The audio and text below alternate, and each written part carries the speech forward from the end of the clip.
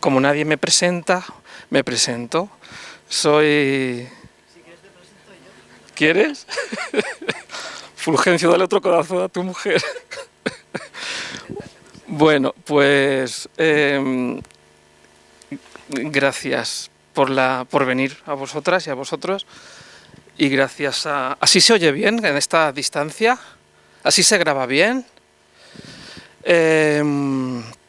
Gracias a la asociación por invitarme a estar este ratito con vosotras y con vosotros. Le contaba a Inmaculada que nos hemos hecho casi amigos en este ratito. Bueno, amigos no tanto, pero nos hemos contado cosas importantes en este rato. Que revisando un poco la presentación, estuve justamente en este sitio en el 2015. ¿No se oye nada? No funciona, pero se graba. Es un poco paripé. Es por eso digo que es muy raro.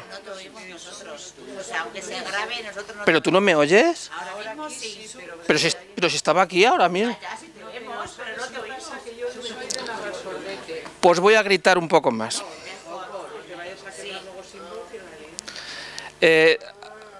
Hasta ahora no había dicho mucha importancia lo que estaba diciendo, pero bueno, que decía que había estado aquí en el 2015 estuve hablando posiblemente de lo mismo que vamos a hablar hoy, y el año pasado también estuve en unas jornadas que se hicieron aquí, y entonces pues como que reconozco el sitio, aunque sea bueno, soy de Madrid, pero vivo en Valencia hace casi 20 años y soy psicólogo y trabajo en la unidad de cuidados respiratorios del Hospital Universitario Clínico de Valencia.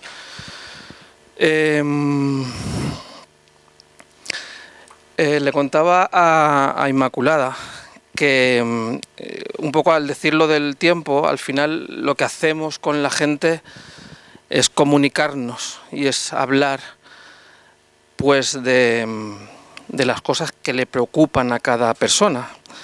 Un poco lo que me dice la experiencia es que hablar de temas delicados, o cuando nos diagnostican una enfermedad complicada, o cuando nos pasa algo difícil en la vida, sin que necesariamente, así se me oye en este volumen, sin que necesariamente sea un diagnóstico de enfermedad, sino cuando nos pasa algo en la vida, pues cada uno lo vive como buenamente puede, ¿no? Como no todos tenemos los mismos recursos, y al final algo así como que no todos sufrimos igual. Quizá el objetivo de las asociaciones, de los hospitales, de cuando estamos en una situación de vulnerabilidad y nos pasa lo que nos está pasando, lo que os está pasando, el objetivo último, no sé si estáis de acuerdo conmigo, es aliviar el sufrimiento.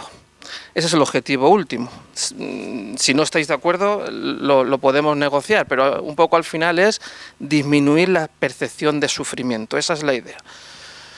Lo que pasa es que nos han enseñado culturalmente y desde siempre y desde pequeños que eso de las emociones, eso de sentir, cuando nos despiden del trabajo y nos dé un poco de susto el futuro, o cuando estoy esperando una prueba médica de mi hijo, esa espera, esa incertidumbre que implica miedo, pues nos han enseñado un poco de pequeños a todos que quien siente miedo, quien siente tristeza y quien se enfada es porque algo así como que no tiene recursos para manejarlo, como que no tiene una habilidad para no sentir. Siempre nos han dicho que hay que evitar las emociones negativas, ¿no? ¿Estáis de acuerdo conmigo? No hay que evitarlas, pero nos han enseñado a eso, me refiero. Nos han enseñado a que hay que buscar la felicidad a toda costa y, digamos, huir. Cuando os preguntaba que si estamos de acuerdo, las emociones negativas es una condición sine qua non de la persona. Si preguntamos aquí a cualquiera de nosotros cuántas veces en el último mes hemos estado tristes, no digo depresión, triste, pues todas hemos estado un montón de veces. Si os preguntamos a cualquiera de nosotros cuántas veces hemos tenido miedo en el último mes, no digo fobias ni cosas que se vayan de madre, sino miedo, pues todos diremos un montonazo de veces. Igual que la alegría, igual que el miedo, igual que el enfado, igual que la tristeza, y en esto sí estáis de acuerdo conmigo, ¿a que sí?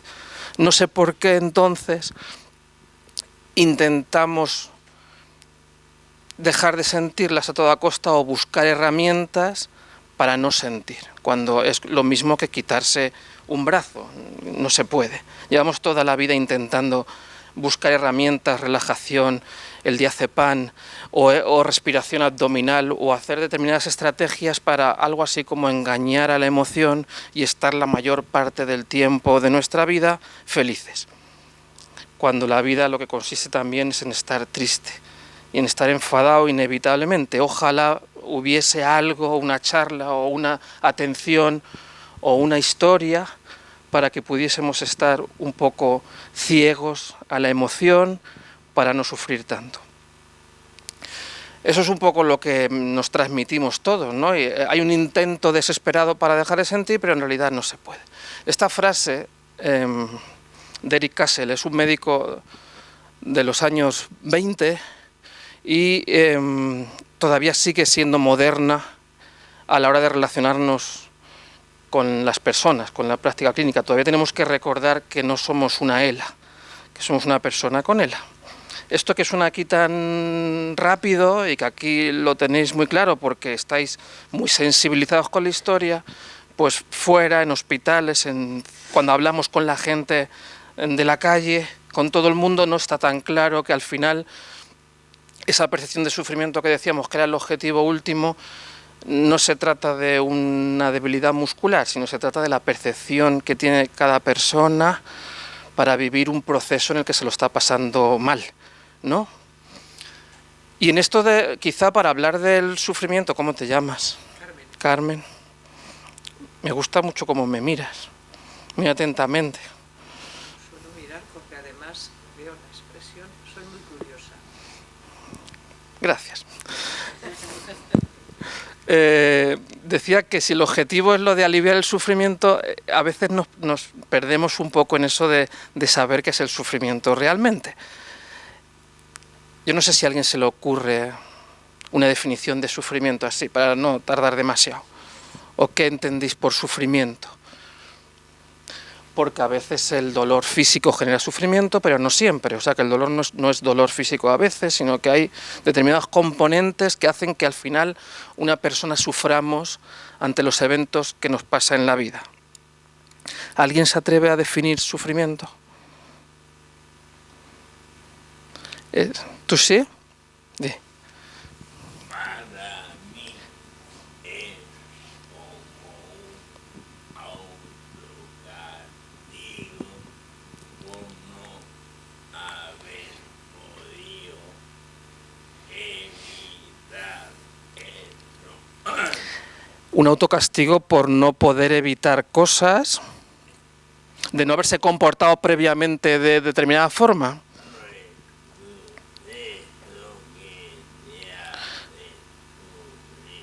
Eso es una de las cosas que nos hacen sufrir. ¿Cómo te llamas?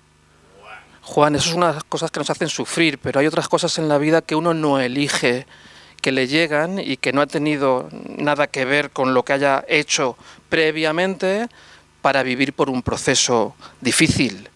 Si a un familiar nuestro le pasa algo de forma muy abrupta, un accidente de tráfico, no sé, cualquier circunstancia, no os conozco de nada. Yo estoy de acuerdo contigo que a veces la culpa de haber no fumado para no tener un cáncer de pulmón, pues manejar esa culpa es muy difícil, o a veces comportamientos que tienen que ver con consecuencias que tienen cambios, pero a veces la vida nos pone ante situaciones que uno no elige y donde esa culpabilidad no. Entonces, bueno, eso es un ejemplo que tú dices, pero no siempre ocurre. Entonces, un poco la definición de sufrimiento, no sé qué os parece, basados en modelos, digamos, del estrés de autores como, bueno, Folman y Lazarus, que son los que iniciaron el estrés, o el modelo del estrés, ¿por qué sufrimos? Esto está un poco adaptado de Ramón Vallés, Pilar Arranz, Javier Barbero, de gente que se dedica más aquí en España a la psiconcología y a la enfermedad grave. Hablaba un poco que el sufrimiento, no sé qué os parece, es el desequilibrio entre las amenazas percibidas y los recursos que tenemos para hacer frente a esa amenaza. Vale, me gusta ese bueno. ¿Vale? Sufrimiento te puede muchísimas cosas. El sufrimiento lleva muchísimo, más de lo que todo el mundo piensa, Ujú. ¿sabes? Luego entre el sufrimiento luego hay muchas más cosas, miedo, no sé qué, no sé cuál. Al final tu cuerpo genera primero el sufrimiento, que sufres eso, y después ya te va al miedo, a la otra Exacto. cosa, a que tu cuerpo, tu cabeza te lo repita más y más y más y más y más y más y más, y al final tú terminas diciendo, y es cuando llegas al sufrimiento, que es como, ya está, habrá sido mi culpa, que yo lo he hecho mal, que yo he dado este paso mal, que yo he hecho, o que yo inconscientemente tal, pero al final es que el sufrimiento engloba mucho. Engloba mucho, por eso una base es, aunque luego se traduzca en miedos, en tristezas, en taquicardias, en insomnio, en pérdida de apetito, en darle muchas vueltas al coco, en no saber vivir el momento presente, se traduce, como tú dices, en un montón de cosas. Pero al final, por eso intentamos aquí definirlos. El sufrimiento está en la mente y en la percepción subjetiva de cada uno de lo que percibe como amenazante, de lo que le está pasando y los recursos que tiene, no, que cree tener para hacerle frente a esa amenaza. De lo que tú te quieras autocriticarte y autolastimarte a ti mismo. Vale. Si yo vengo aquí a dar esta charla y no he dado nunca una charla, y además me han dicho que son gente que preguntáis mucho y que controláis el tema, y yo no tengo experiencia, yo puedo estar sufriendo mucho porque lo que supone, la amenaza que supone para mí es que María de la asociación no me va a llamar nunca más, no va a gustar, no voy a saber responder preguntas. Esas son las amenazas que yo percibo por mi percepción. Si yo tengo recursos para hacerle frente a eso, la balanza, por muy amenazante que sea la situación en la vida, si yo tengo recursos de, tío, esto es lo que hago siempre, llevo 25 años haciendo esto, es contar lo que hago, y casi siempre suele gustar. Además, si no sé alguna pregunta, no pasa nada. ¿Estás de acuerdo conmigo que tengo, digamos, recursos para que, por muy amenazante que sea la situación, el sufrimiento no se traduce? Si tuviésemos una pastilla milagrosa para la ELA, en la recámara, la amenaza que supone, que es gigante, dejaría de ser amenaza. ¿Entendéis lo de las amenazas y los recursos? Lo que pasa es que no hay ese recurso, hay otros. El objetivo nuestro, lo que pretendo con vosotros, es que reflexionemos respecto a la parte, ya no emocional, que es muy grande, sino la parte de la comunicación, que es de lo que vengo a hablar un poco. Aunque tú tengas tanta dificultad, lo escribes muy bien. Y no me refiero a una comunicación verbal, que ahora, como tú muy bien sabes, hay muchos sistemas, una comunicación emocional de cómo nos queremos acercar o hablar de esto. ¿Tú cómo te llamas, amigo? Daniel, ¿tú eres el que come poco? ¿Que han dicho antes, te han echado la bronca? Joder, Daniel, tío. Venimos a hablar un poco de una pequeña parte que no es de psicólogos,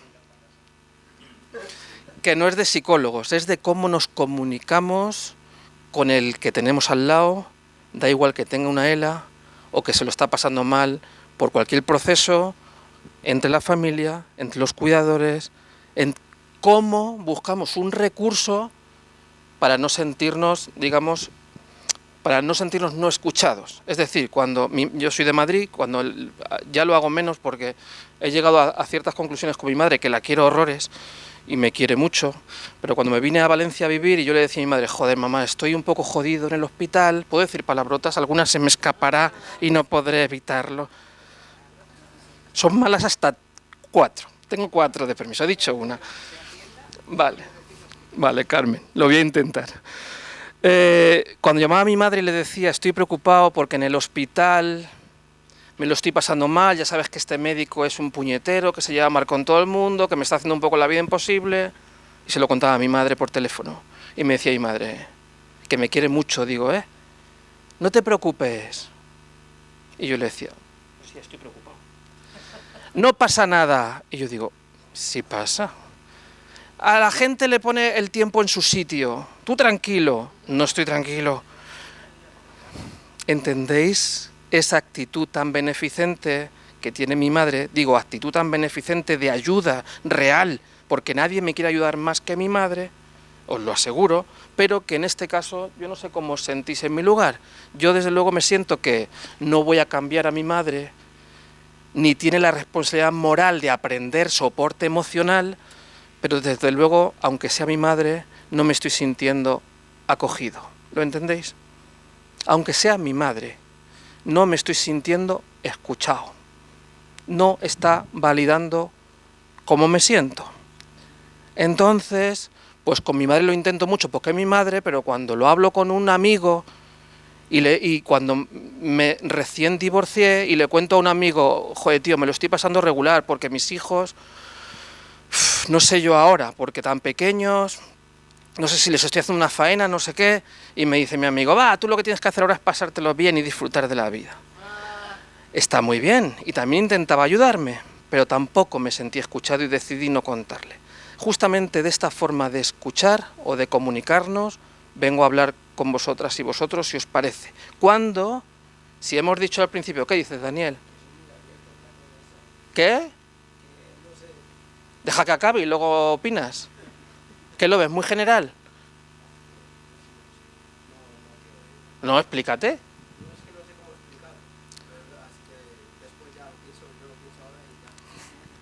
Bueno, vengo de cómo, aunque cada uno sufra como buenamente puede, y cada uno, el guerrero jamás se rinde, lucha con las batallas como buenamente puede, cuáles son, y aunque cada uno necesitemos una forma de que nos escuchen, cómo hay una escucha o una actitud fundamental para saber, Daniel, que cuando yo te estoy contando algo tú me estás escuchando de verdad y no estás mirando para otro sitio. Y eso es, si estáis de acuerdo conmigo, sanador a la hora de reconfortar, porque realmente vamos a decir, me estás escuchando, como tú has hecho al principio, y lo digo de verdad. Cuando te he contado cosas mías, he tenido la sensación de que me estabas escuchando, Inmaculada, pero me estabas escuchando atentamente.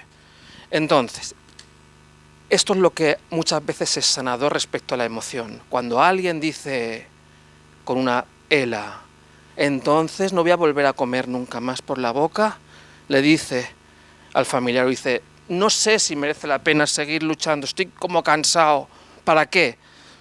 Si yo lo que no quiero es hacer sufrir a mi familia. Algo tan cotidiano, a ver cómo esto que el familiar no elige que preguntemos, cuando somos el marido de alguien y lógicamente que son cosas muy lógicas, a ver cómo le digo para no actuar como mi madre, ¿entendéis? Para decir, no te preocupes, ya veremos qué pasa más adelante. Pues a lo mejor sale una solución más adelante. Está bien, pero no sé qué os parece. ¿Qué os parece? Algo así, o que no estoy... Claro que no.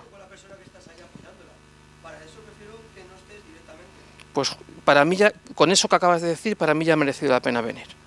Porque para que me estés diciendo como a los tontos, sí, tranquilo que todo va a curarse, todo va a salir bien. No. ¿Estás acostumbrado en tu entorno a que te digan cosas así? No. ¿Hay gente que no? Porque yo voy más claro. Sí, tú tienes... Yo le digo, me pasa esto, me está pasando esto otro. ¿Sabes? Ya mis amigos me entienden de diferente manera. ¿Sabes? Y ya mi amigo me dice, hostia, tal. Y claro, ya mi amigo directamente me dice la verdad, ¿no? Y directo. Pero que la tendencia de tu amigo inicialmente era otra, era reconfortarte el sufrimiento a través de eso que llaman palmoterapia, que nos sirve. Y luego esa persona a lo mejor se autosufre ella porque no ha sabido contestarte y decirte la verdad y las cosas claras.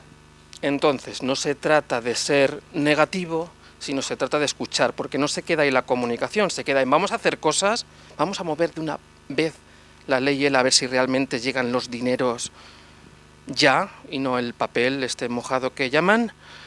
Vamos a recursos en los hospitales para que la amenaza sea menor ante una dificultad un sábado por la tarde.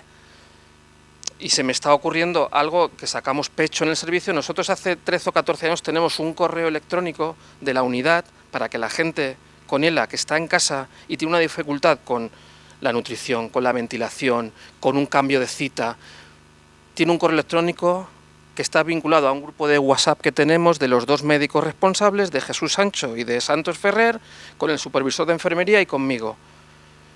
No estoy diciendo nada, no me estoy elogiando, estoy diciendo que se trata de un recurso que no nos lo paga nadie para que la gente que estáis en casa tengáis un acceso directo con la gente que realmente os cuida, que es el neumólogo.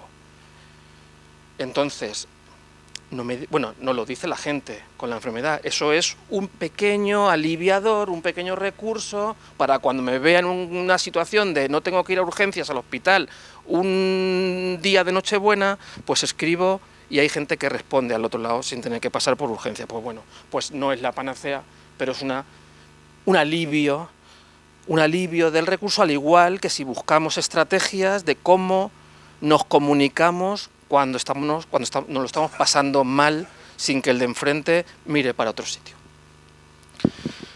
El sufrimiento lo hay de muchas maneras. Físico, social, el dinero, no pasa nada.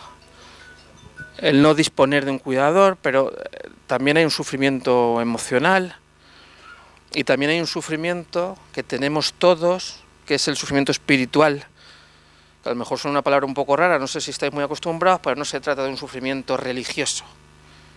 Muchas veces, otras veces sí. Cuando yo tengo la primera entrevista con los afectados de ELA, con la gente con ELA, y les pregunto, no lo respondáis, pero si yo os pregunto a cada uno de vosotros, ya sé que muchas cosas, pero ¿qué es lo que más os preocupa en este momento? No me respondáis, evidentemente. Siempre aparecen preocupaciones muy espirituales respecto al sentido de vida, de hasta dónde pelear, qué pasará con mi gente. Otras personas es que no voy al baño hace 3 días. Y eso es lo que más le preocupa. Un estreñimiento, ¿me entendéis lo que os digo? Que cuando no están, digamos, satisfechas determinadas necesidades, pero cuando estamos hablando de verdad desde dentro, muchas veces aparecen preocupaciones asociados a la parte emocional y a la parte espiritual, conmigo, con mi gente. ¿Cómo te llamas tú? Manuel. Gracias por venir, Manuel. Y ahora os digo, ahora estructuro un poco la charla, que parece que esto voy aquí soltando cosas, pero está un poco preparada en cierto modo. Voy a hablar de 3 cosas, Carmen, que son las que principalmente quiero que reflexionemos un poco respecto a la comunicación, para que no os llevéis, digamos, frases hechas que nos ayudan para encuadrar, pero que a nosotros en nuestra práctica clínica diaria nos ayuda. Es bonita la frase de Mandela, ¿eh? ¿Es la mejor de cuáles? La mejor de muchas, y la que más, si la sabes ver, apreciar y llevar dentro de ti, es la que más va a cuidar. Eres un tío guerrero tú, ¿eh? Lo que... Pues eso ya mucho. Lo que, ¿sabes? Esa frase la llevo enseñando a casi todos los sitios donde voy. Y lo que más lo más significativo para mí de esa frase es la primera parte, de no es valiente el que no tiene miedo, porque todas las corrientes ahora psicológicas y todas las teorías de la mente de hace 20 años hacia acá, es un poco respecto a lo que hablábamos al principio, de que lo que habla es que no somos responsables de lo que sentimos. Uno no elige lo que siente, ni con qué intensidad lo siente, y no nos entra en la cabeza. Uno no elige lo que le da miedo, ni cuánto miedo le da. Si entra ahora mismo alguien por ahí con un cuchillo, corriendo, uno no elige qué siente, ni cuánto. Igual que cuando nos diagnostican una ELA, uno no elige qué siente, ni cuánto. Y siempre buscamos estrategias para ver qué hacer para no sentir tanto, o para que... No, claro, entonces...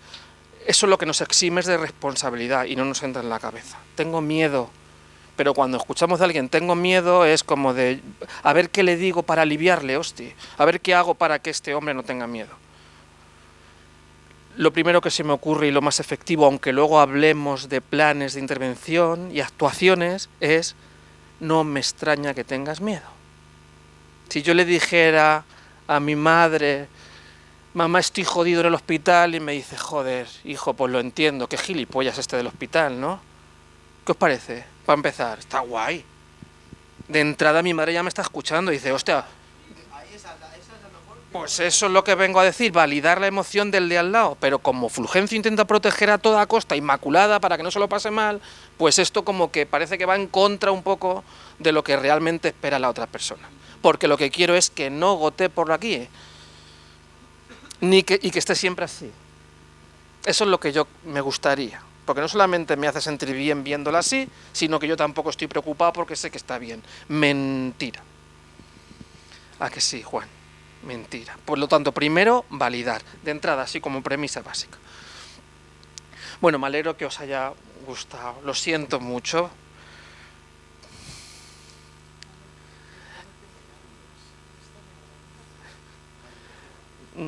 La gente llora de muy distinta forma, Carmen, tú lo sabes.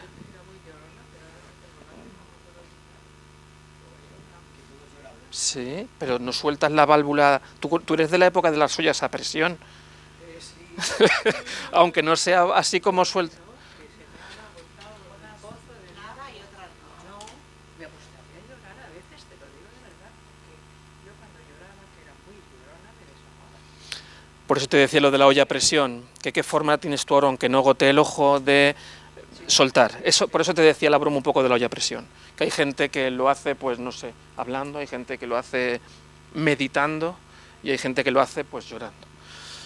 Por eso te preguntaba otras maneras de soltar agua por los ojos que no es llorar. Me gusta mucho. ¿Puedo decirlo? Dime tu nombre.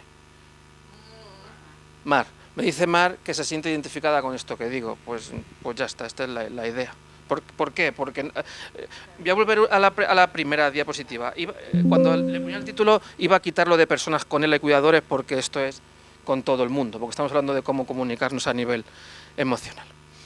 Y la pregunta en esa parte que nos toca, porque ese sufrimiento físico, social, económico, espiritual y emocional, digamos que para que esta charla sirva de algo, ¿qué podemos llevarnos teniendo en cuenta esa cultura previa que tenemos de no validar y de intentar reconfortar?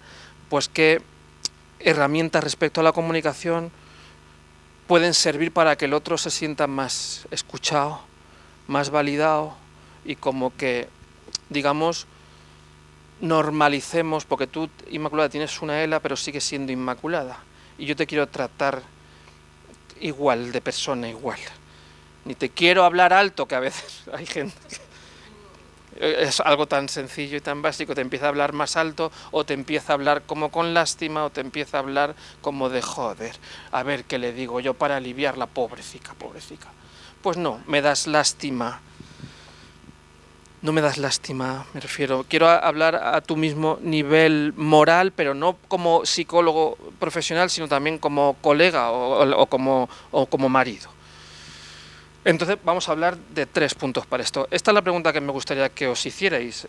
¿Cómo os gustaría cambiar a mi madre? Perdón, ya es el ejemplo. ¿Cómo os gustaría que os hablaran? Por eso Tiene que ver desde otro punto de vista diferente al que tú ves y al que ella ve en ese momento. con que 2 personas aquí cuidadoras o gente que habla con gente en tu situación le haga reflexionar acerca de que hay otra forma que no sea palmaditas y que sea validar, con eso me conformo hoy. Te lo digo, te doy mi palabra. Con que a 2 personas aquí le haga reflexionar acerca de cómo quiero comunicarme con el otro, me voy en el tren hinchado. Os lo digo en serio. Si mi objetivo fuera aquí cambiar la historia, sí, tú ríete, pero si mi objetivo fuera aquí cambiaros y que os sintáis bien y cómo hacer para que paséis un rato y esto os sirva para... Lo llevo claro. No. Pues a lo mejor te es más fácil, a lo mejor y te metes a profundizar. En ese sentido yo te lo agradezco porque no estás profundizando. Estás basándote en lo que ves a una persona de verdad. O sea, al final un psicólogo se basa en que te va Qué a tío, decir, te voy a decir, te voy a hacer, te voy a hablar, no.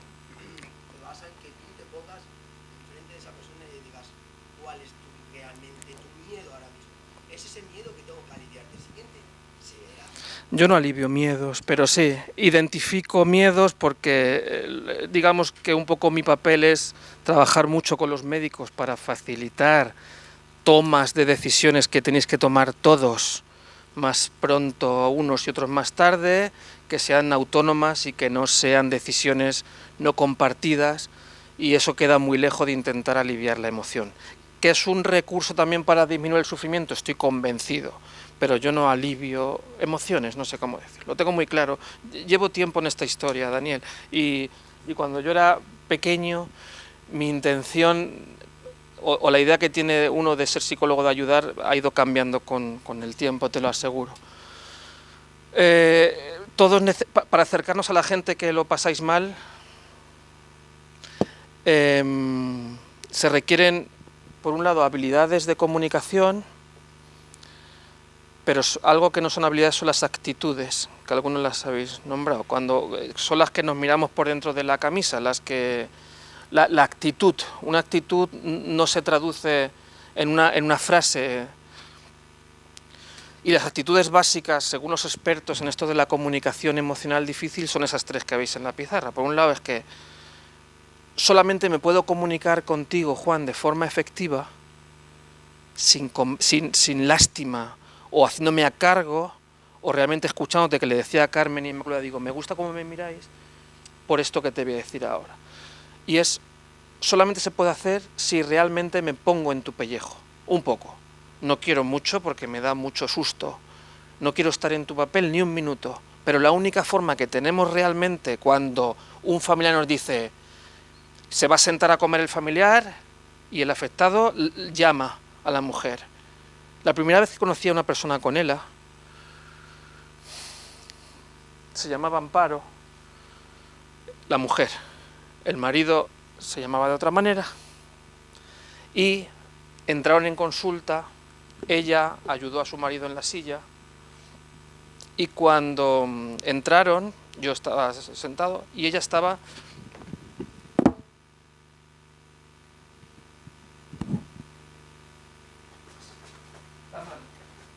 ¿Quieres ir al baño? ¿Te falta algo? El hombre no podía moverse. Le colocaba la mano otra vez. ¿Tienes sed?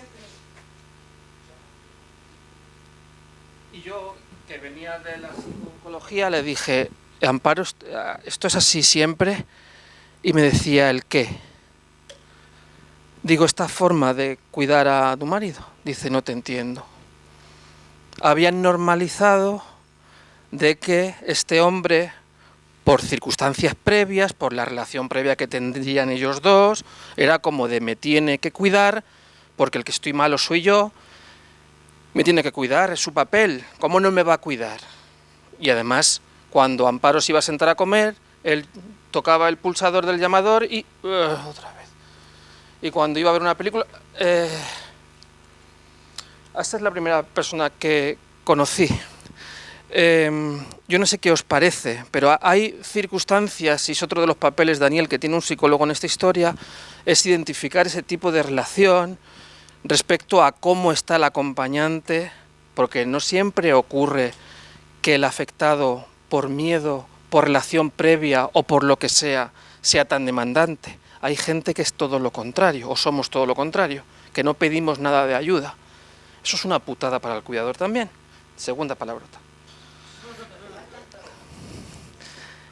No solamente la persona que es muy demandante es muy difícil, la persona que no pide ayuda y que no dice cómo se siente, el cuidador, que también lo hemos visto 200 veces, el cuidador tiene que estar de investigador, porque no se queja, porque no sé cómo está, porque siempre está bien, pero sé que se lo está pasando mal, pero es que no se desahoga, José Luis, con nadie, pero es que no habla con nadie de esto, es que siempre tengo que decirle, ¿te estás haciendo pis? Que te lleve... Quiero decir, en los dos extremos, uno sobredemandante, es una faena tremenda para el cuidador, pero también es una faena que genera mucho sufrimiento cuando una persona no pide ayuda. Entonces ese equilibrio es el más difícil. Ahora, Fulgencio, perdona que te utilice de ejemplo, cuando tu mujer se quería sentar y tú querías ayudarla para sentarse, y ella no podía, te ha dicho, pero no has ladrado, no, pero le ha dicho, ¿me puedes, por favor, dejar que voy yo sola? Que me falta un paso para sentarme. ese equilibrio para que ella no se sienta, perdón, hablo por hablar, para que no se sienta de, hostia, que me dejen hacer lo que todavía puedo hacer, pero que me ayuden en lo que realmente no puedo hacer. Para eso la única forma que tenemos es de preguntar muy abiertamente, hablar de esto, pues como habla Daniel, como en plata, ¿no? Como muy abiertamente lo que nos gusta, cómo nos sentimos y tal. No me retes porque vas a salir perdiendo, ¿vale?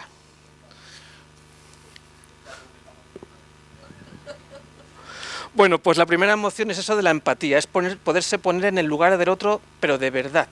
Esto no son frases, no es habilidad de comunicación, no es te entiendo, es realmente ponerse en el lugar del otro y es la base para poder comunicarme. Mi madre solamente, aunque tenga una actitud muy beneficente, podrá comunicarse conmigo si realmente entiende que me lo estoy pasando mal. La otra, que se nos olvida mucho, es la aceptación incondicional.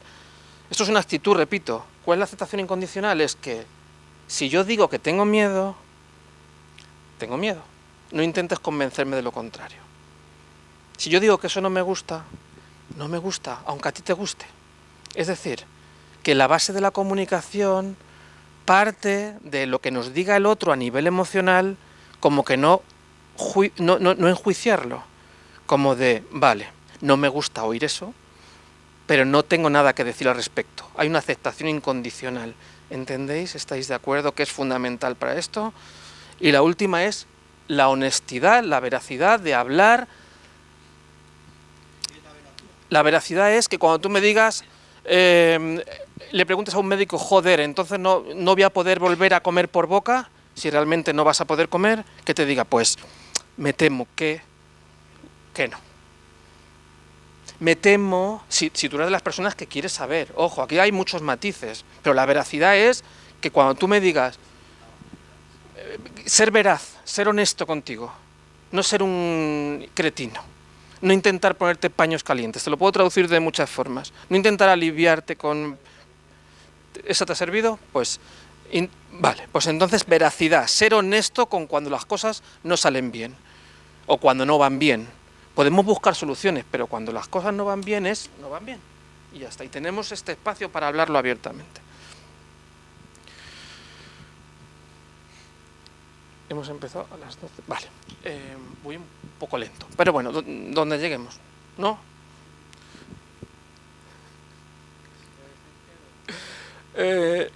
Entonces, ¿qué hacemos con las emociones de los demás, así como premisas básicas? Pues permitirlas, que lo hemos dicho, no intentar taponarlas, con sensibilidad validarlas, te entiendo. ¿Cómo se valida una emoción? Después que tenemos la actitud de la empatía y la aceptación incondicional, como le traducimos al otro, entiendo es, pues qué putada, Fulgencio. Esta no es la jubilación que os habéis planificado, por ejemplo, si tú me lo dices. Este no estaba en el guión. Pues esto que acabo de hacer es validarlas. Pero oye, me imagino que tendréis muchas cosas que hacer, ¿no? ¿Qué es lo que vais a hacer entonces? Estoy hablando así muy genérico, ¿eh? No se basa solamente en decir, esto no es lo que había planificado, pero habrá recursos. ¿Qué vamos a hacer? Para hablar emocionalmente con el otro, validarlo primero. ¿Os parece? Lo hacéis muchas veces ya, pero practicarlo y exigirlo, porque esto no solamente es a nivel, digamos, familiar o de amigos, también ocurre en el ámbito sanitario, por desgracia, y hay médicos que el ratito que dura la consulta es súper sanador porque nos sentimos muy escuchados y porque notamos una persona que realmente se está haciendo cargo. Y cuando tenemos un asma, pues no importa tanto, pero cuando tenemos una ELA, pues a lo mejor tener a alguien de referencia que realmente se está haciendo cargo de nosotros, pues a lo mejor en eso de los recursos es algo muy importante y que se debería prestar atención,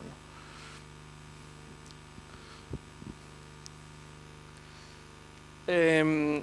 Antes de meterme en los tres grandes escalones que vamos a pasar rapidito, porque los estamos un poco hablando, hay una pregunta mágica que no hay ninguna consulta que yo no haga. Si hemos dicho que el sufrimiento es el desequilibrio entre las amenazas y los recursos, que hemos dicho, ¿verdad? Tendremos que tener una pregunta para identificar qué es lo que está amenazando a la persona. Entonces hay una pregunta que utilizamos muy poco, que es, ¿qué es lo que más te preocupa en este momento? Ya sé que muchas cosas, pero ¿qué es lo que más te preocupa en este momento?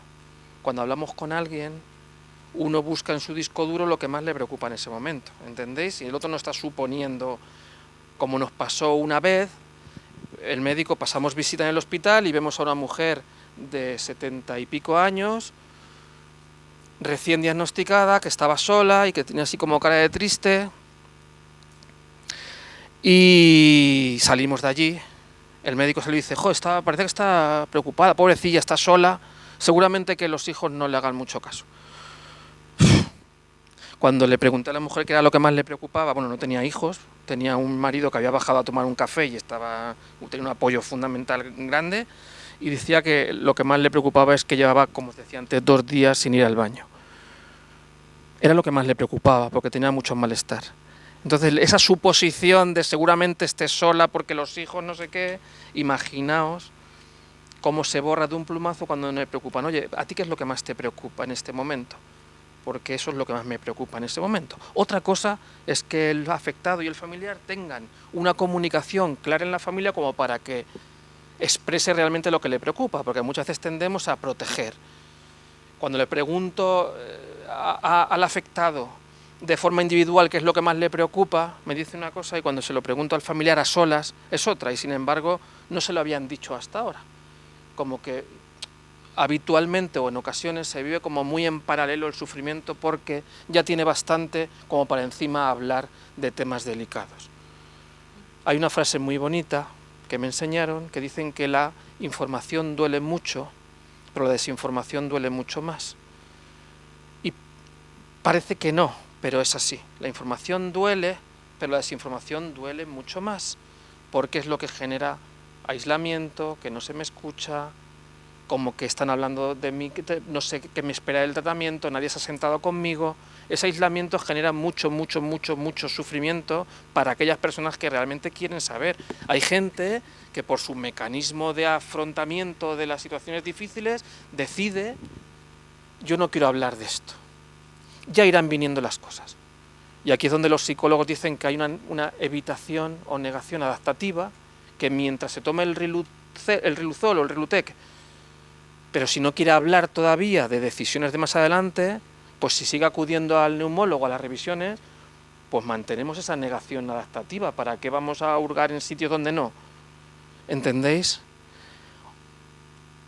Que tiene que partir de la persona, pero tenemos que ofrecer la posibilidad de hablar de eso.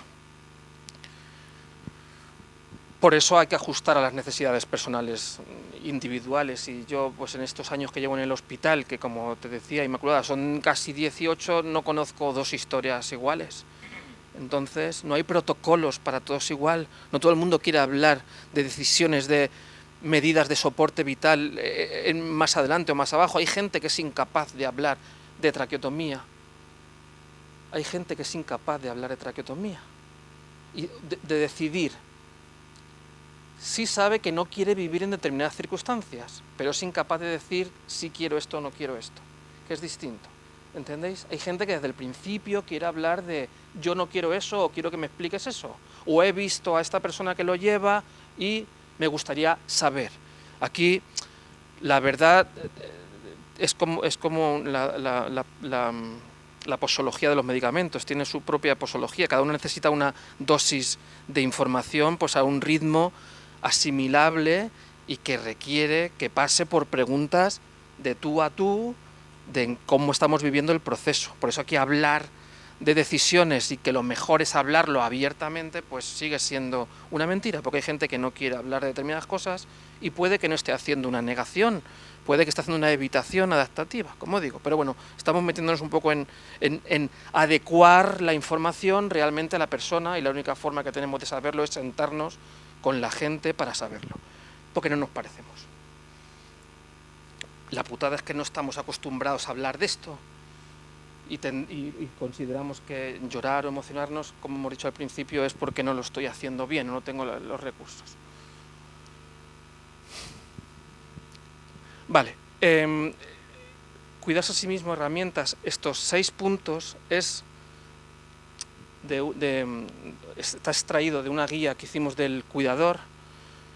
Hoy solamente vamos a hablar de eso, por eso ese segundo renglón está subrayado, para que, no sé, si hablamos un poco de cuidarnos respecto a la comunicación o respecto al soporte o la vivencia o al rol que no solamente tiene el afectado sino el cuidador, en el que lógicamente también cambia drásticamente su biografía, su vida cambia, aunque no tenga el diagnóstico, pues hay protocolos de actuación de eso que hablan siempre de cuidar al cuidador. Bueno, pues tenemos un protocolo, Juan, que pedir ayuda, expresar emociones, ayudar en la toma de decisiones, fomentar una actitud activa en el afectado y dedicarse a sí mismo un tiempo, pues son como aspectos que minimizan la experiencia de sufrimiento de alguien que no ha elegido o que ha sido impuesto cuidar o vivir con alguien que está viviendo por un proceso que tampoco ha elegido.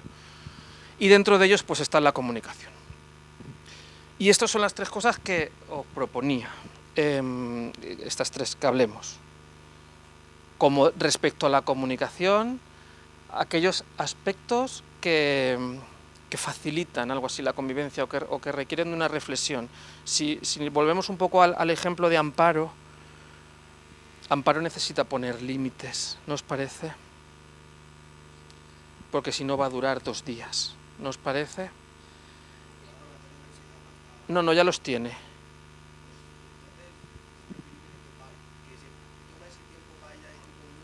De 5 minutos no, porque tiene al otro tocándole el timbre todo el rato. 5 minutos no puede pararse, ni siquiera puede ir a la peluquería, ni siquiera puede bajar a la farmacia, ni siquiera puede comer. Pues sí le puede decir que se acabó. ¿Qué? Sí, que vale, pero yo estoy malo y tengo mucho miedo cuando estoy solo. No intentéis dar soluciones, hacedme caso. Rápidas, no intentéis dar soluciones, porque claro que está él y ella, que sí, estoy hablando de una situación, en ese caso, no intentéis buscar, hablamos con él o que se vaya porque él no quiere abandonarlo, o porque su culpa, porque su sentido común o por su religión no le permite abandonar al marido que la ha estado maltratando toda la vida, no ahora solamente con la ELA.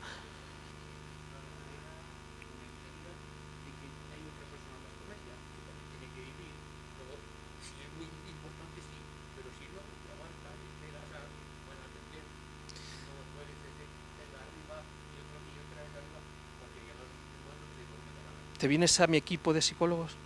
¿Te vienes a mi equipo? Estás un poco lejos. Está muy bien lo que dices. Era una broma. Pero que me ha gustado lo que has dicho. Claro que sí. Lo que pasa es que ese convencer no es fácil. ¿Por qué? Porque cuando hablamos con Amparo y le decimos que ponga límites y que le diga voy a comer, como el otro está muy acostumbrado a que Amparo no coma, el efecto que tiene rebote es que se enfada todavía más y entonces Amparo dice, bueno, pues no me compensa encima tenerlo más rebotado, así que lo voy a hacer.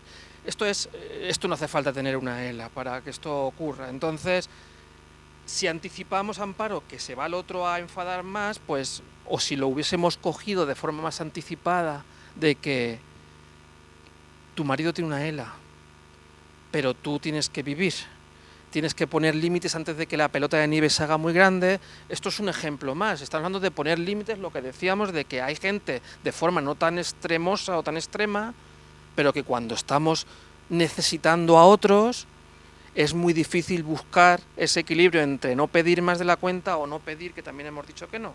Entonces, poner límites es importante. También a los hijos, también a las parejas. No estamos hablando de enfermedad. También tenemos que tener la capacidad en nuestro trabajo de expresar un desacuerdo, que es en lo que consiste poner límites, sin que sea como sin que sea, por un lado, cuando Amparo ya sobrepasa el límite de muchas veces haberse callado, pasivo, de ¿para qué voy a hablar? Voy a hacer y ya está, porque no merece mucho la pena, pues cuando el vaso se llena, actuamos con agresividad totalmente y sin utilizar ese modelo asertivo que nos sirve, como decíamos, para poner límites, pero también para decirle a nuestro jefe, sin ser agresivo y sin callarse, que no estamos de acuerdo con lo que nos ha pedido, o a nuestra pareja para decirle que por favor meta los tomates en el frigorífico cuando los trae porque se ponen malos. Sirve, o a nuestros hijos para decirle que baje de una vez a cenar. Estamos hablando de evitar un mensaje agresivo que es el que apetece, que viene habitualmente como consecuencia de callarnos muchas veces porque consideramos que no merece la pena. ¿Entendéis? ¿Estáis de acuerdo cuando surge la necesidad de un mensaje asertivo? Seguramente seáis muy asertivas, pero cuanto más utilicemos ese mensaje asertivo, sirve para ganarnos el súper respeto del otro y de que no nos pisoteen. La agresividad es satisfactoria porque el otro hace caso, pero de forma muy temporal y a veces ni siquiera. ¿Qué situaciones se ponen de manifiesto para poner límites? Pues culpar al cuidador de la situación o de errores que está cometiendo, de hacer reproches, de fingir síntomas para llamar la atención, de pedir más ayuda de lo que necesita realmente, despertar a los cuidadores durante la noche o como decíamos, de no dejar que hagan actividades cotidianas, rechazar ayudas. Hay mucha gente que no quiere un cuidador externo, aunque tenga la posibilidad económica de tenerlo, por sus circunstancias, ¿no? Que también, como aquí habéis dicho, tendríamos que negociar, ¿no? Y entonces, ese punto intermedio de la no agresividad y la no inhibición, pues se llama algo así como la comunicación asertiva. Carmen, que seguramente conozcas, ¿no? Bien, como cuando nos comunicamos de forma asertiva, cuando hacemos una petición de cambio, cuando mostramos un desacuerdo, cuando nos gustaría que no nos dijeran cómo hacer cosas, ¿no? Pues tiene un patrón que a mí me ha abierto un montón de puertas en la vida, no solamente a nivel personal, familiar, sino que a la hora, en el trabajo, a la hora de comunicarnos, pues lo que genera es el autorrespeto, nuestra autoestima, de tener la capacidad de decir, oye, no me ayudes, que quiero sentarme sola. Ahora te digo una forma que lo has hecho muy bien porque tenéis vuestro estilo de comunicación, pero cuando es alguien más desconocido, pues utilizamos ahora 4 pasos asertivos que son salvavidas totales. Esto es una de las pocas cosas que me gustaría que os llevarais de este ratito, ¿vale? Y que muchas ya lo utilizáis seguro, pero vamos a protocolizarlo un poco. ¿Por qué? Porque genera la autoestima, el autorrespeto, la satisfacción y encima nos ganamos el respeto de los demás. 4 pasos. Una vez estaba, mira, esto no lo iba a contar, pero ahora me acuerdo, estaba trabajando en neurocirugía antes de entrar en el clínico. Trabajé un rato, 3 años, en personas con tumor cerebral maligno y estaba un día en sesión con los neurocirujanos, que era lo cotidiano, un día normal en sesión, y acababan de entrar los residentes de primer año, los médicos R1 de primer año. Y entonces estaban viendo un TAC y una resonancia de una persona que acaba de ingresar y decía el médico responsable, el jefe de sección, dice, parece algo malo, lo que tiene en la cabeza parece feo. José Luis, ahora como siempre vas a hablar con la persona a ver qué sabe, a ver qué le había dicho el médico de cabecera, porque seguramente después de la prueba haya que decirle que esto es feo. Y saltó el residente de primer año. ¿El psicólogo? ¿Para qué? Si la persona se va a morir. Palabrita de honor. Palabra de honor. Hemos dicho antes que uno no elige lo que siente, ¿verdad? Yo no elegí en ese momento lo que sentí, pero lo que sentí era una rabia tremenda. Me enfadó mucho. Me pillaba en otro momento de mi vida, que seguramente hoy también me enfadaría, pero contestaría, necesitaba dar una respuesta. No puede reñir un psicólogo y un residente de primer año delante de todos en sesión. Seguramente no era el mejor momento. Y si yo tuviese la suerte de cuando me fuera a mi casa a las 3 en la moto diciendo, este pobre es tonto, no sabe lo que es la vida y ya se dará cuenta, pues yo no tendría necesidad de hablar con él porque no me sentía así, pero lo que ocurrió es que tenía mucha rabia. Iba en la moto diciendo, será gilipollas, me gustaría que entendiera esto de otra forma, qué cretino de haber dicho eso en sesión. Bueno, conclusión, que utilicé el mensaje asertivo, que era, primero, Mar, describir la situación, porque lo que me apetecía decirle, en ese momento decirle, ni se te ocurra decir esto más en sesión, ¿qué sabes tú, pipiolo, que acabas de llegar, no tienes ni idea, así que cállate la boca y no vuelvas a decirlo? Eso es lo que apetece un poco decir, pero tirando mucho de la agresividad, y seguramente que si fuera el hijo del jefe de servicio o supiera Kung Fu, pues me pegaría luego y a lo mejor no hubiese sido bien. Conclusión, que no quería utilizar la agresividad, sino un mensaje asertivo que era. Ahora paso al ejemplo, describir la conducta sin juzgar. Yo no le estoy diciendo, tú eres un tonto por decir esto, o ya te vale, no le estoy diciendo, estoy describiendo la conducta, expresar como yo me siento, que por eso se llama mensaje yo, como yo me siento, expresar que se comprende, ahora ponemos el ejemplo, y proponer una solución. Que sepáis que me hice muy amigo de este médico, era un ignorante en ese momento, no sabía lo que decía. Luego trabajó súper bien con el equipo de psicología y era un tío que lo hacía bien. Venía de, perdón por los prejuicios, venía de padre anestesista, estaba acostumbrado a que nadie le dijera y estaba muy acostumbrado a decir las cosas como le salían de la boca, pero cuando le dije lo que os voy a poner ahora de ejemplo, no supo qué decirme, cortocircuitó, no estaba acostumbrado a que lo hablaran así. Lo que le dije fue describir la conducta, que siempre empieza por cuándo. Expresar cómo se siente es yo me siento. Expresar que se comprende el comportamiento del otro es entiendo qué, y por último proponer soluciones es qué te parece, me gustaría que. Le dije, cuando yo tenía la emoción del enfado un poco más fría, no fue en el momento, no sé si fue al final de la mañana o al día siguiente, porque si no, con la vena hinchada, seguro, pero como ya somos perros viejos y no queremos utilizar la agresividad, pues uno, eso que dicen contar hasta 10 como bálsamo para el enfado es verdad, además del sitio porque estamos muy quemados, pero no me voy a quedar con esto en el tintero y luego me volví y le dije, cuando nos estábamos cambiando, esto es real, digo, oye, ayer por la mañana cuando en sesión clínica dijiste que el psicólogo para qué, que sepas que me sentí fatal, me sentí muy mal delante de toda la gente. Entiendo que seas nuevo, que no sepas qué hace un psicólogo, no tienes ni siquiera por qué saberlo, y además entiendo que si acabas de llegar, pues mira, pues no sabes cómo se funciona aquí. Pero mira, a mí sí me gustaría un día sentarme contigo y hablar qué es lo que hacemos, cómo trabajamos con vosotros y qué hacemos con la gente.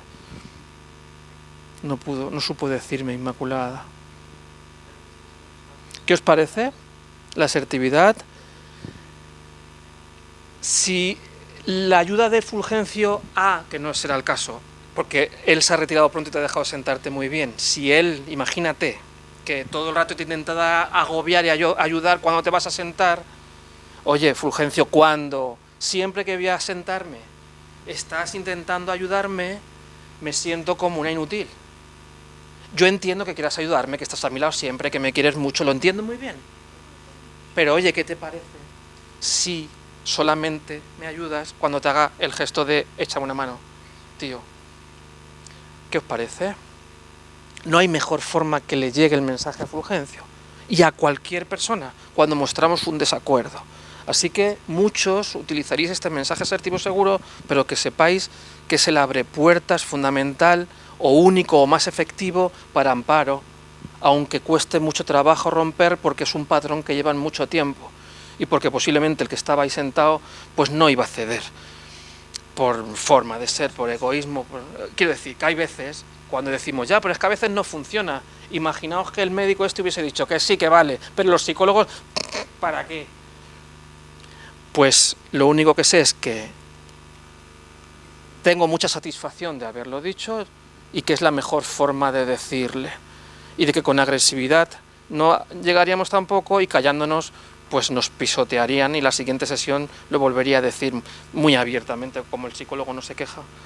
Por lo tanto, ante ese poner límites, que no sé vuestras circunstancias, que no solamente es del cuidador al afectado, sino también del afectado al cuidador, como hemos puesto ahora, el mejor abre puertas comunicativo para sentirnos respetados es la asertividad.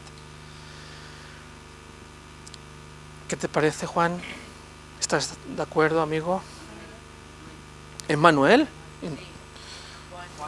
No me suele pasar esto, ¿eh? Estoy ya en baja forma. Desde que me han salido estos pelos blancos por aquí, ¿eh?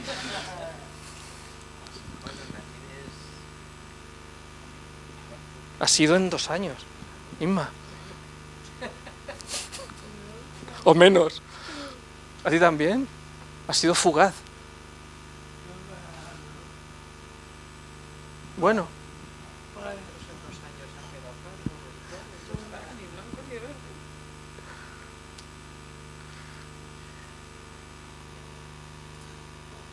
Hola.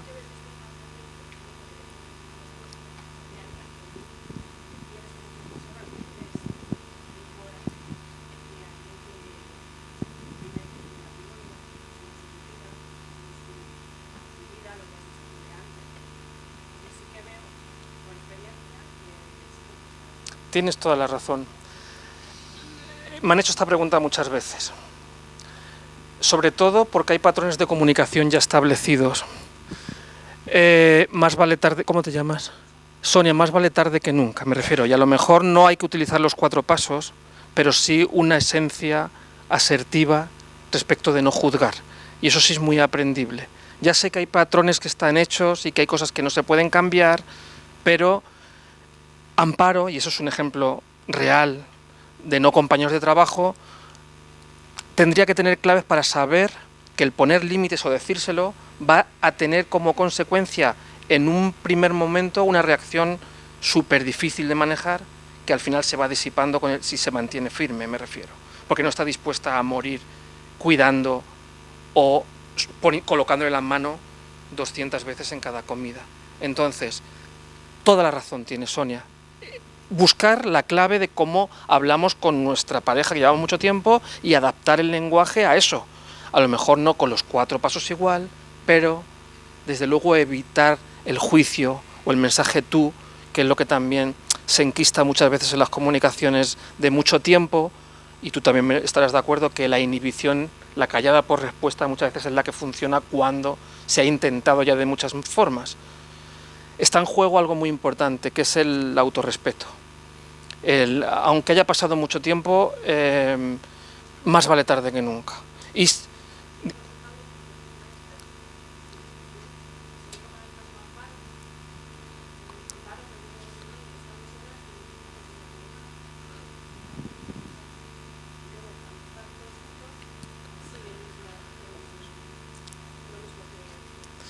R que R. Amparo, cuando viene y nos dice que está al límite, pues a lo mejor podemos generar pequeños cambios. A lo mejor hay que identificar con la persona y con ella cuáles son aquellas situaciones en el contexto de una enfermedad como es la ELA, de cuáles son insalvables. Cómo todavía no te puedes permitir el lujo de no hacer lo que hacías, pero a lo mejor en el momento de la comida, si está dormido, pues ni de coña me levanto. Voy a comer, con un aviso previo de que sepas que explícitamente, fíjate, que sepas que voy a cambiar la estrategia. Estoy muy cansada, estoy harta, porque siempre que me pongo a comer, no puedo comer ningún día. Así que sepas que voy a cambiar, fíjate, explícitamente, que voy a cambiar, salvo que es algo muy urgente, no voy a ir.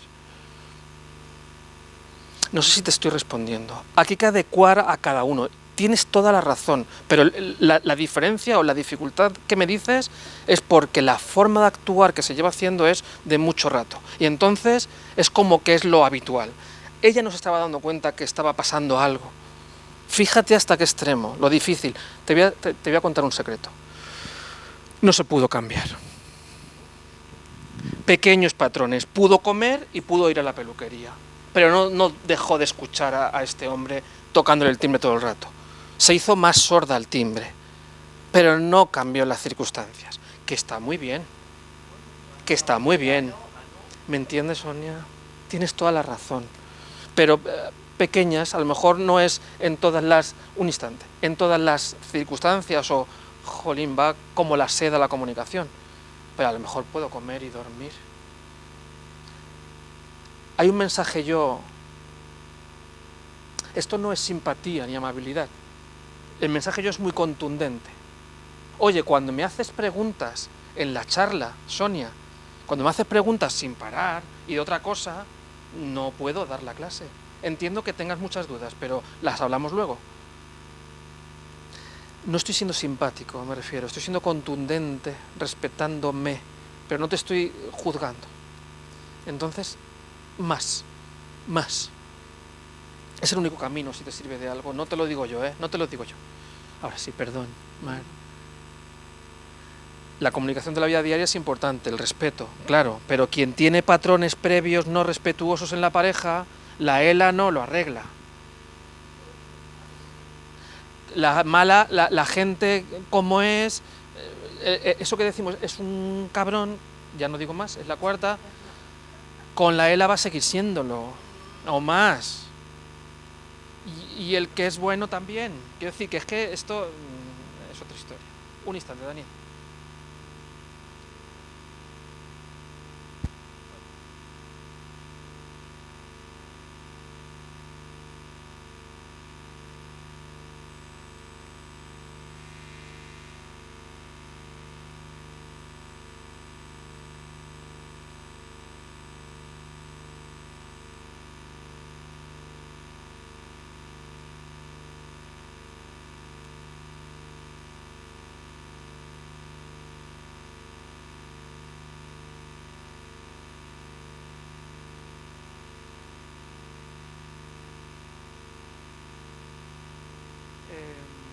Bueno, primero, esta persona venía al neumólogo, a las pruebas funcionales, entonces no venía solo al psicólogo.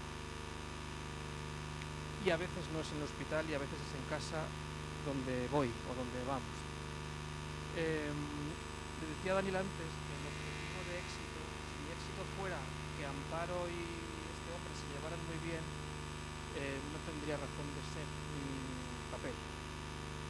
Mi éxito que tú preguntas es, pues como te decía, identificar amenazas y recursos para contactar con los demás profesionales, que no se tomen decisiones de medidas de soporte vital de forma, digamos, precipitada o sin que el paciente no esté informado o la persona no esté informado, y de anticipar en la medida posible cuáles son esas necesidades y de planificar pues el proceso de fin de vida o de afrontamiento a la adaptación de la ventilación mecánica no invasiva. Por ejemplo, tenemos un protocolo, que aquí podemos hablar muchas cuestiones. El 80% de la gente que inicia ventilación mecánica no invasiva, la ventilación nocturna, el proceso de adaptación es jodido. Yo no sé si tú eres afectado o si eres familiar.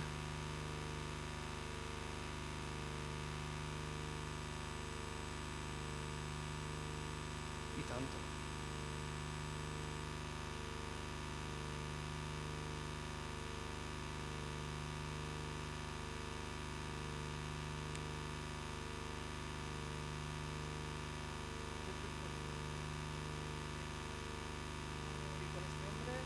Relativa, como hablábamos con Sonia.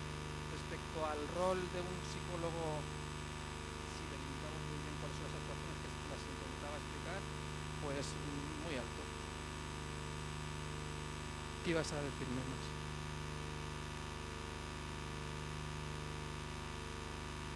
No hay ninguna persona en el servicio que no se haya hablado con él de forma anticipada de las medidas.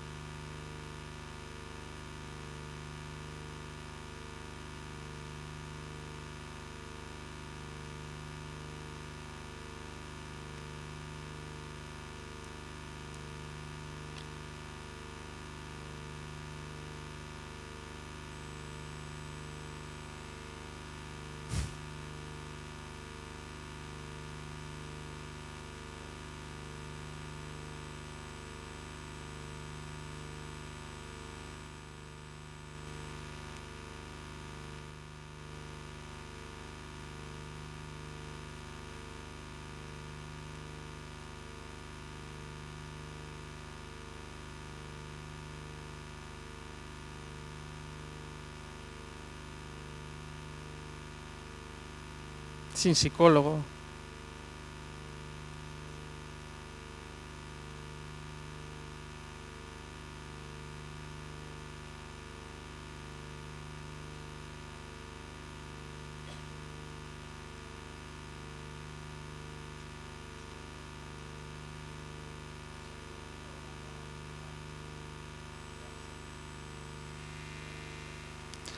Esa es otra de las actuaciones. Yo no hubiese intentado que tu mujer te quisiera más en ese momento. Que yo no habría intentado como psicólogo que tu mujer te quisiera más. Por eso te digo lo del éxito. Si mi intención fuera esa, de que os llevaseis muy bien y que todo se solucionara, el éxito sería 0%. Es que no es el papel, me refiero, del psicólogo. No sé si te he respondido. También depende de dónde vayas. Pasa como con los talleres de coches también. Perdón. Está muy bien tu pregunta. Es verdad que te he dejado ahí en el tintero. Espera que termine. ¿Cómo se llama usted? Salvador.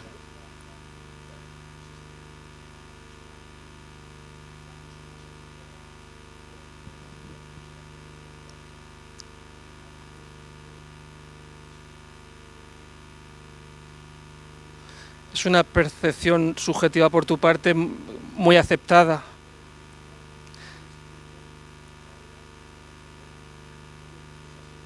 Ese es tu modelo de sufrimiento, lo que tú percibes como amenazante como experto después de 20 años y los recursos que has tenido para hacerle frente. Hay gente que lo ve distinto, muy distinto. Y hay gente que solicita una eutanasia sin haber vivido el proceso. Es que yo no los llamo débiles ni fuertes a la gente, porque no es cuestión de debilidad ni fortaleza, desde mi opinión, y te lo digo de corazón, ¿no? Como respuesta no puedo ser más honesto contigo. La gente no es débil o fuerte. Hay gente que confunde, por ejemplo, la debilidad con llorar, por ejemplo, y sin embargo llora mucho y no para de hacer una actuación muy proactiva. En el objetivo planteado, sí. No es muy ambicioso, y además no es muy reconfortante para mí. Duele mucho.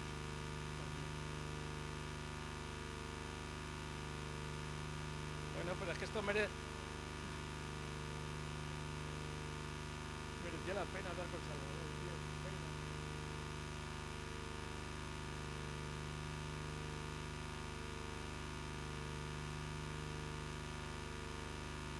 Venga. A estas alturas deberías de hacer el gesto que ha hecho Mar.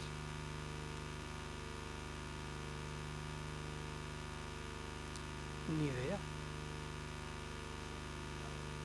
Que no, que hay cuidadores que el sufrimiento es extremo. Ya, es que no sé responderte. ¿Ves? Éxito 100%.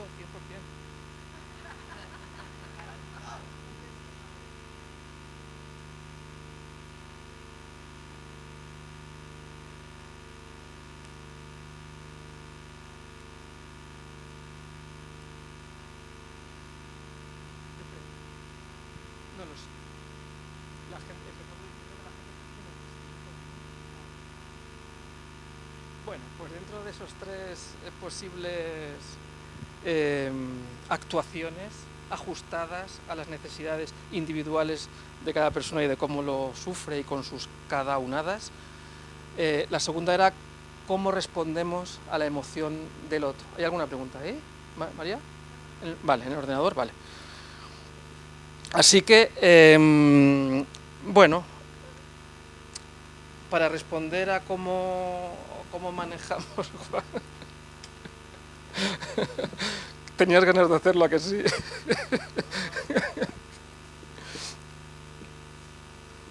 mira, te puedo decir que cuide a mi madre, que fue enferma y ahora me toca a mí y creo que sufrí muchísimo en su enfermedad y ahora en la mía me tiene más integral. ¿No lo oyes? Eso. Ah, que te he dicho que te tenías... Lo siento.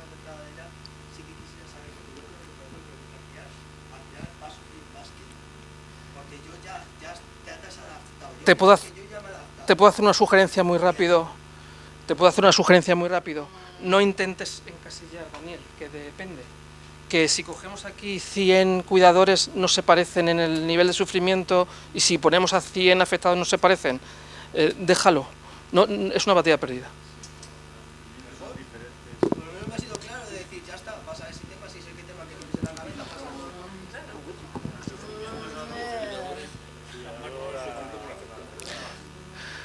Bueno, ¿cómo manejamos la emoción del otro? ¿Cómo, con la pregunta esta que hemos hecho al principio de cómo nos gustaría acercarnos a la persona que está pasándoselo mal, lo hemos hecho un poco con la validación, con la normalización, cualquier cosa que no sea, como hemos venido describiendo, de intentar buscar una frase que alivie al otro porque nos sentimos con la responsabilidad moral de a ver cómo hago para que esta persona no sufra, no tenga miedo, pues decíamos también que el mejor bálsamo es el acompañamiento real, el de que te estoy mirando así, el validarte y el tener presencia, como decía Kabat-Zinn, Kabat-Zinn era el iniciador, es un americano, el que inició, ¿conocéis la meditación mindfulness, que está tan de moda ahora? Bueno, pues el iniciador de mindfulness en el mundo occidental, en la famosa clínica del dolor de Estados Unidos, pues fue Kabat-Zinn y hablaba, Daniel, y de la presencia,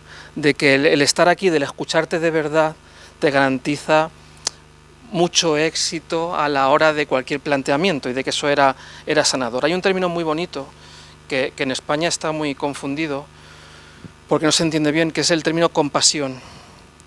La palabra compasión no es lástima, la palabra tratar con compasión o hablar con compasión al otro es como hacerte cargo de la emoción. Decía un paciente, Alejandro Bayo, un paciente de Valencia, me da permiso a decir su nombre, ha salido hace 2 semanas en el Día Mundial en Televisión Española, El Ratito, salió con su hermana y he hablado mucho con él, lleva 15 años creo con la enfermedad, ahora habla casi mal y me dijo una vez una cosa que me sirvió mucho a la hora de la consulta cuando me comunico con la gente. Me decía, dice, mira, cuando vengo al neumólogo, cuando vengo a ti, cuando vengo a cualquier persona que me atiende, no les voy a pedir que sean simpáticos ni amables, pero sí les voy a pedir una cosa, que es que ese ratito pequeño que dura el encuentro, tengo que tener la sensación de que soy lo más importante para él. Eso para mí cambió la forma de hablar con la gente. Lo de dirigir la atención y estar, lo que llamaba Kabat-Zinn como presencia. La presencia, Daniel, se nota. Cuando tú estás hablando con alguien, aunque no sea paciente, enfermo, profesional, cuando estás hablando con alguien, la presencia. Perdón por lo pesado de Carmen e Inma, cuando he dicho que me habéis escuchado, notaba presencia, de que estabais aquí realmente y no solamente es con la mirada. Ahora a lo mejor cobra un poco más sentido, pero es, decía Alejandro, el ratito que dura el encuentro, luego ya no. Luego ya entiendo que me tengáis que borrar porque viene otra gente y tengáis que hacer vuestra vida. Pero en ese ratito tengo que tener la sensación de que soy lo más importante para ti. Y además es verdad, no es mentira. Sois lo más importante para mí. No soy un mentiroso, pero este ratito que dura charla, soy lo más importante para mí, o lo pretendo, o que sepáis que estoy poniendo toda la carne en el asador. Os doy mi palabra. Luego ya no, ¿eh? En el tren me pongo mi música y algunos me acordaré, pero no. Pero que sepáis, sin hacer sensacionalismo barato, que sepáis que para mí ahora este ratito tengo toda la atención plena para que esto sirva de algo. Así que es lo mismo que se nos exige con la compasión y con la presencia. Tratar con compasión no es lástima, es me estoy haciendo cargo de tu emoción, me está doliendo en cierto modo. Y esa es la vía para decir que sí que vale, estamos jodidos, ¿y qué hacemos? ¿Por qué no quieres la PEG? Es que yo no quiero la PEG porque una cosa así de larga, porque además si me hago la PEG, para mi mujer va a ser muy difícil darme de comer, tengo la sensación de que si me lo hago, la enfermedad va a ir mucho más rápido y que no quiero agujeros, José Luis. Esto es real. Cuando yo le insistí y me explicó esos 3 motivos por los que no quería, que no los había hablado con nadie, eran los 3 mentiras. Estaba mal informado. Ni la PEG era así, para su mujer es mucho más fácil por la PEG que cuando ya hay problemas de atragantamiento y la enfermedad no hay ningún indicio de que vaya más rápido. Se hizo la PEG porque estaba mal informado. Para eso sirve esa comunicación honesta y clara.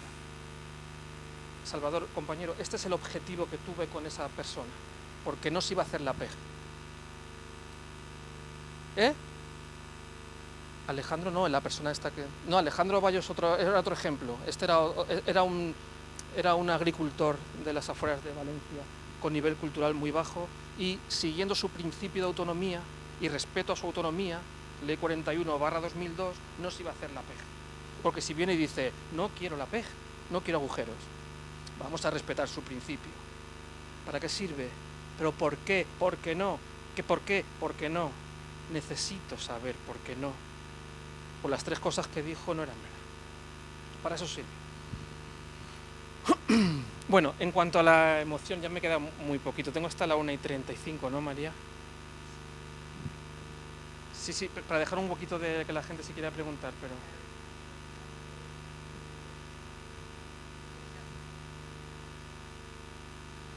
Pues luego te doy un arrecuco que dicen en Extremadura, y luego te doy un abracillo si me dejas. Gracias. Decía que lo que mi madre hacía, pues lo contrario, no lo de validar. Entiendo que, aunque luego tomamos medio, pues borrar de vuestro diccionario, si os parece bien, o de vuestro vocabulario, borrar, tienes que. Tú lo que tienes que hacer es animarte. Tú lo que tienes que hacer es comer más. Tú lo que tienes que hacer es salir. Tú lo que tienes que... No sirve nunca. Bienvenido al que te parece sí. Borradlo, no sirve en ningún caso desde el punto de vista de la comunicación emocional. Sobre todo, ahora voy a pasar muy rápido, sobre todo he puesto el ejemplo de la tristeza como podría haber puesto el miedo o el enfado o cualquiera de esas emociones que tenemos los seres humanos que son desagradables pero que son muy muy adaptativas. El miedo es básico, si no yo no me pondría el casco en la moto si no existiera el miedo, o cruzaría los pasos de peatones sin mirar, o si a mi hijo tiene fiebre no lo llevaría al médico. En fin, el miedo es muy adaptativo cuando no se va de madre, igual que la tristeza, igual que el enfado. No sé si os lo habíais planteado así, pero es súper útil, no se puede vivir sin enfado y sin tristeza, aunque sea desagradable de notar o de percibir. Son estados normales, no me creo que no lo tengamos todos aquí. No me lo creo, no. Casi un dedo meñique, casi no, me apostaría el dedo meñique. Fijaos si estoy seguro. Lo que luego hay emociones adaptativas y otras más desadaptativas, evidentemente. Por ejemplo, si el miedo se transforma en una fobia, pues hombre, hay que tratar, me refiero. Hay miedos adaptativos que nos permiten seguir moviéndonos en la vida, que son normales, y tristezas también muy reactivas a un evento que estamos viviendo y que no nos permite estar todo el día en la cama sin salir, con una depresión importante o sin ninguna capacidad de divertirse o de hacer actividades de la vida diaria. No es lo mismo una depresión que una tristeza adaptativa, que está en claro qué es lo que lo está generando, que dura mientras dura el evento, con una intensidad, pues bueno, soportable, en fin, que sigue manteniendo otras cosas, a ver quién es el guapo que no está triste, pero que sigue, como digo, haciendo otras cosas. O cuando nos dan una mala noticia nos impacta, nos ponemos el bofetón, pero luego vamos quitando la mano y esto se va dejando de poner rojo, ¿no? Así que normalizar todo el rato. La tristeza, por ejemplo, pues siempre aparece, al igual que el miedo siempre aparece ante las amenazas, el miedo siempre aparece frente a las amenazas, la tristeza siempre aparece frente a las pérdidas. Siempre que hay tristeza hay una pérdida. Capacidades, trabajos, carteras. La tristeza se asocia siempre a la pérdida y el miedo se asocia siempre a la amenaza. Cuando desaparece el amenazante o lo minimizamos, desaparece o se minimiza el miedo. Eso es lo que hemos estado aquí hablando de recursos, de no panaceas, pero sí recursos para que esa percepción normalizada disminuya al proporcionarle recursos. Si desapareciese lo que nos da pena o lo que nos da miedo, se acabaría radicalmente el miedo. Una prueba diagnóstica: Estoy esperando a ver si lo que tengo es malo. En cuanto nos dicen de que es bueno, el miedo hace se va. La pérdida. He perdido la cartera. Si apareciera la cartera, la tristeza, si es que nos pusiera triste la cartera. He perdido la capacidad de hablar. Si la recuperásemos, la tristeza desaparecería. Sin embargo, hablando un poco de la psicología de la emoción, el enfado no ocurre igual. El enfado, cuando estamos enfadados y desaparece el que casi nos atropella en la calle y desaparece, todavía sigo un poco enfadado.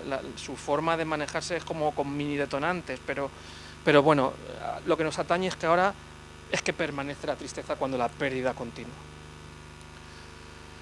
¿Cuáles son los objetivos de la gente cuando hablamos de esto de las emociones? Pues respetar la expresión, buscar la forma que cada uno tiene de expresarlo. Unos lloran, Carmen, y otros no, pero al final la olla a presión peta, como nos soltemos de una u otra forma, y tenemos mecanismos a veces muy habituales de no hablar de temas delicados o de no hablar de lo que nos preocupa, porque como que, joder, cuando hablo de esto me pongo triste, entonces lo mejor es no hablarlo.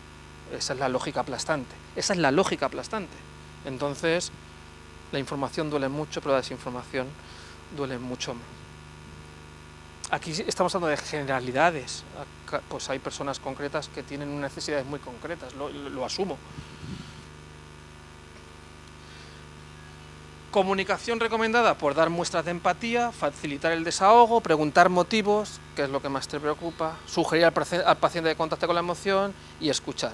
Conclusión, para manejar la emoción, cuando alguien nos dice, pues es que,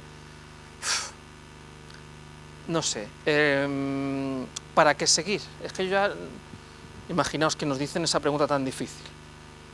Yo no sé si quiero seguir luchando. Validamos primero. Pues no me extraña que puedas pensar eso en un momento determinado. Pues te entiendo, que a veces estés jodido. Validamos. Pues no me extraña. Jolín, con lo activo que tú eras, si te pillo esto, pues no me extraña que no tengas ganas a veces. Pero oye, ¿qué has pensado entonces al respecto? ¿O qué es lo que más te está ayudando en este momento?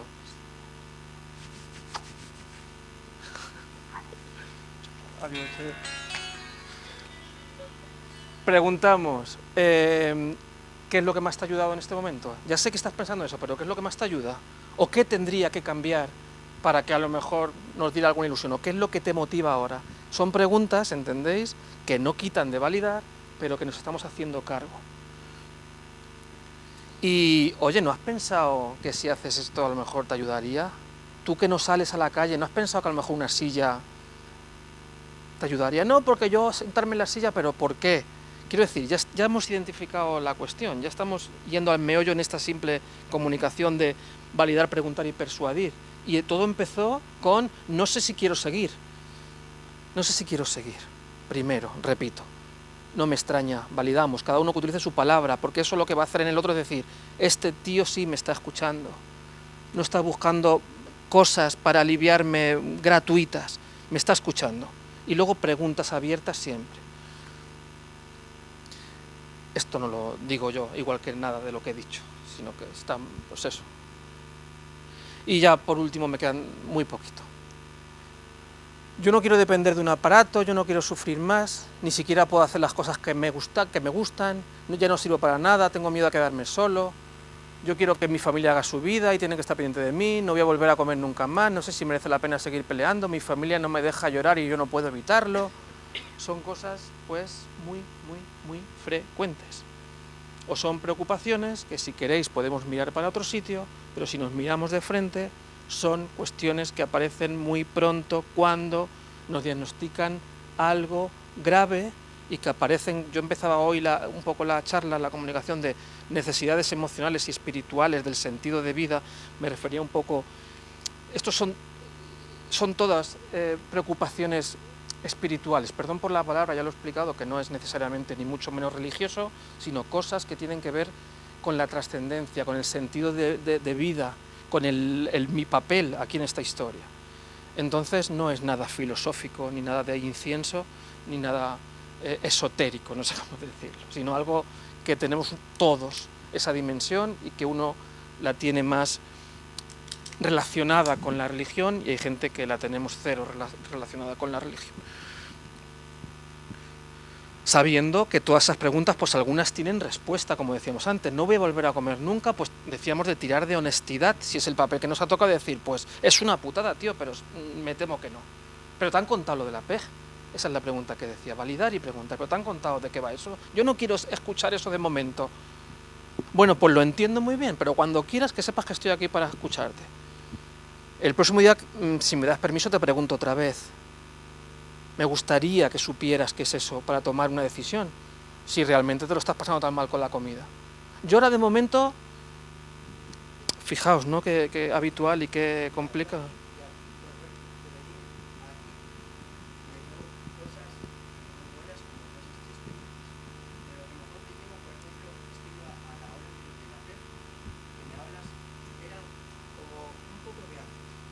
No de ácido del todo, pero sí como que lo veía de, bueno, tal, a ver lo que pasa aquí, ¿sabes? Yo no sé lo que echan, así que no van a comer, pero pues de ácido. Pareces un ser humano.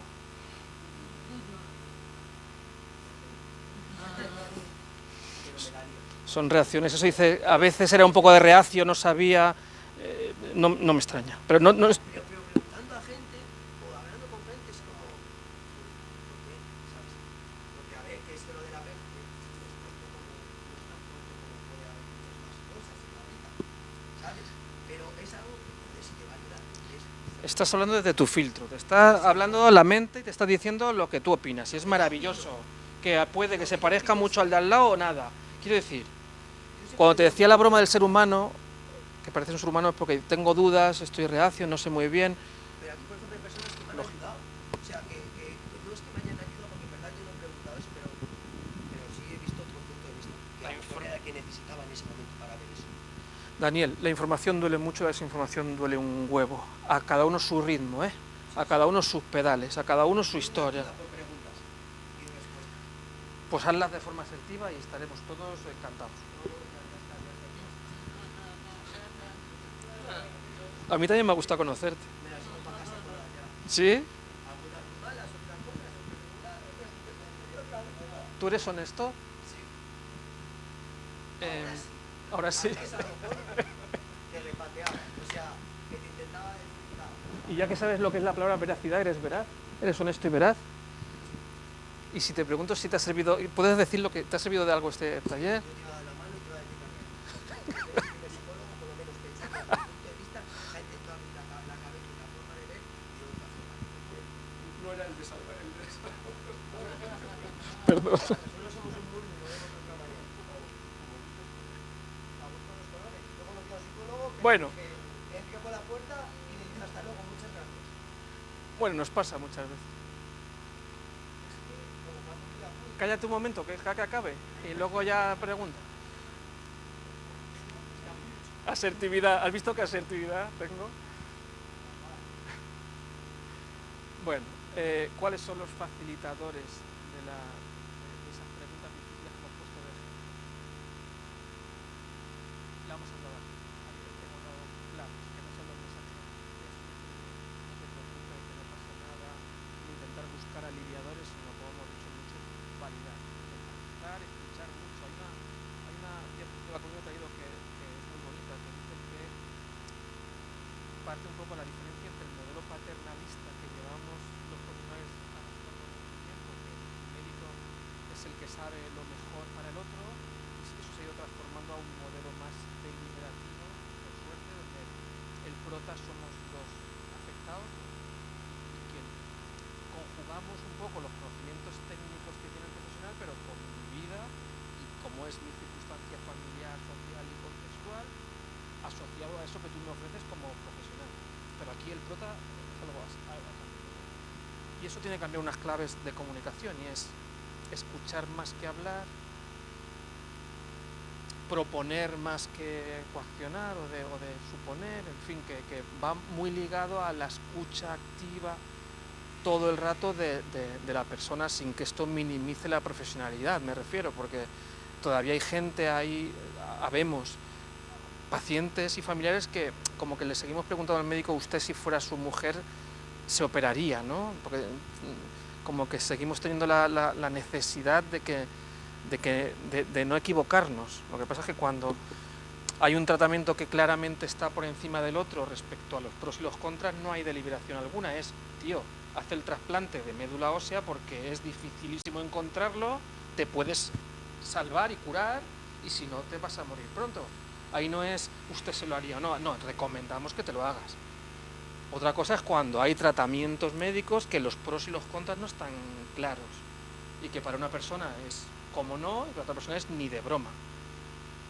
Un tumor cerebral malo, que hay una esperanza de vida de 1 año, si se opera y si la persona se da radioterapia y quimioterapia, y si no, son 8 meses de media, pues a lo mejor no es tan aconsejable operarse para algunas personas. Estoy hablando cuando los pros y los contras no están claros. Para una persona vivir con traqueotomía es como no, y para otras personas es ni de broma. Ese ni de broma que tiene que ir, como hemos demostrado antes con la PEG, acompañado de una persona bien informada, porque tenemos nuestra percepción que no elegimos de aprendizaje de lo que es las cosas, necesitan de espacios formales, físicos, para deliberar con la persona concreta de por qué sí, por qué no. Tenemos un truco en el hospital, nosotros, que es cuando la gente, yo sí quiero tráqueo, le preguntamos por qué, y cuando dice yo no quiero tráqueo, le preguntamos por qué. ¿Entendéis? No basta, como se adecúa un poco a lo que yo creo que es lo mejor, pues para adelante.